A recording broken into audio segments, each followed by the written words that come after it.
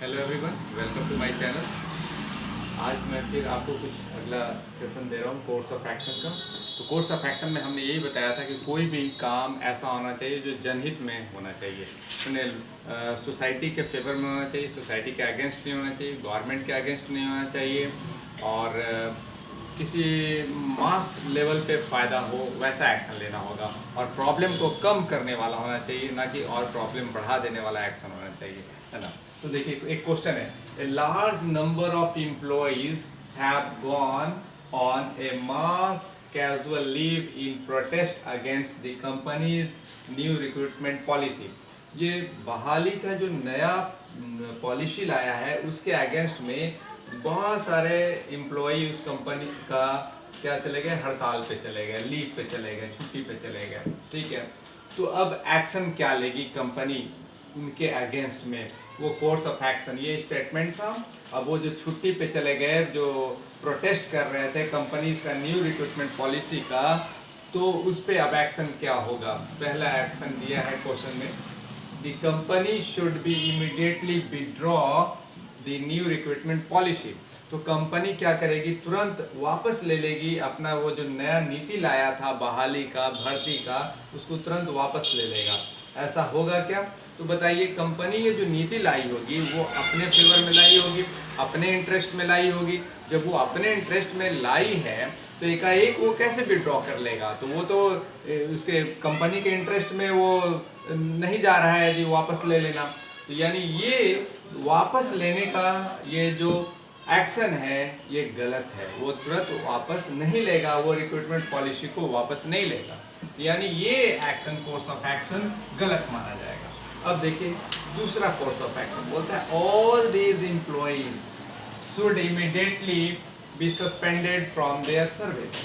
बोलता है जितने भी कर्मचारी हैं उनको तत्काल क्या किया जाए, सस्पेंड कर दिया जाए उनके सेवा से, सर्विस से, ठीक है।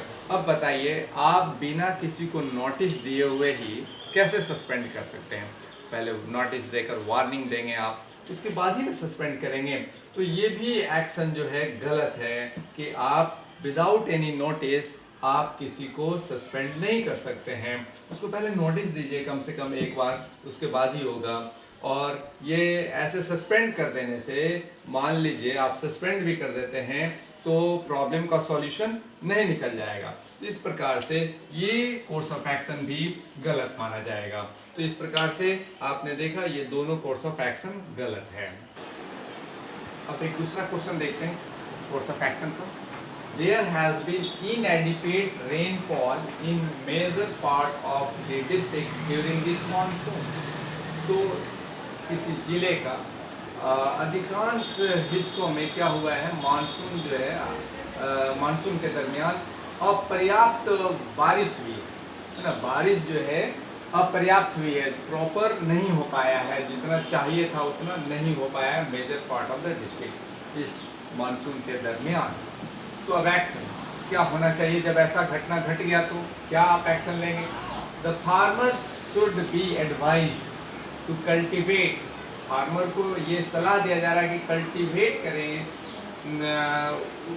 उपजाएं अल्टरनेट क्रॉप उपजाएं विच रिक्वायर्स लेस वाटर, जो कम पानी खोजता है during coming month, during the coming, आने वाले महीनों में बोलता है कि वैसे फसल का उपज करें जो पानी के रिक्वायरमेंट मैंने ज़्यादा नहीं खोजता है। तो ये एक्शन को देखा जाए तो ये जो अभी रेनफॉल कम हो रहा है, तो यदि उस नज़रिया से देखा जाए तो वाकई ये एक्शन सही माना जाएगा। वैसा पौधा उपजाना जो जिसको पानी की ज़रूरत कम है, तो ये जो एडवाइस दिया गया है, ये जो एक्शन के तौर पे जो एडवाइस दिया गया है वो फेवर में दिया गया है, वो परिस्थिति के फेवर में दिया गया है, इसलिए एक्शन क्या होगा, सही माना जाएगा। वो फार्मर के फेवर में दिया गया है, इसलिए क्या माना जाएगा, सही माना जाएगा। वो फार्मर के हित में दिया गया है, इसलिए सही माना जाएगा। दूसरा एक्शन देखिए, the government should make arrangement. Government को चाहिए एक व्यवस्था करने का, फॉर प्रोवाइडिंग रिलीफ, वो जो प्रदान करेगा, एक रिलीफ प्रदान करेगा टू द फार्मर, फार्मर को रिलीफ प्रदान करेगा टू कंपनसेट, क्षतिपूर्ति करने के लिए, पॉसिबल लॉस, है ना, जो पॉसिबल लॉस हुआ है, जो संभवतः जो हानि हुई है, उसके लिए एक रिलीफ प्रोवाइड करने की बात कह रहा है। तो ये भी देखा जाए तो ये फार्मर के फेवर में है, जिनको नुकसान हुआ है उसके फेवर में है, तो ये भी जनहित में ही जा रहा है। Government should make arrangement for providing relief to the farmer to compensate possible loss. जो फार्मर को जो लॉस हुआ है उसको क्षतिपूर्ति करने के लिए की व्यवस्था करने की बात कर रहा है कि गवर्नमेंट को ये चाहिए कि ऐसा कुछ व्यवस्था कर दे। तो ये भी देखा जाए तो जिनको नुकसान हुआ है, फार्मर को नुकसान हुआ है, उसके फेवर में बात कर रहा है, जनहित में बात कर रहा है, इसलिए ये भी एक्शन सही माना जाएगा और ये भी एक्शन सही माना जाएगा, यानी दोनों कोर्स ऑफ एक्शन इस स्टेटमेंट के लिए सही माना जाएगा।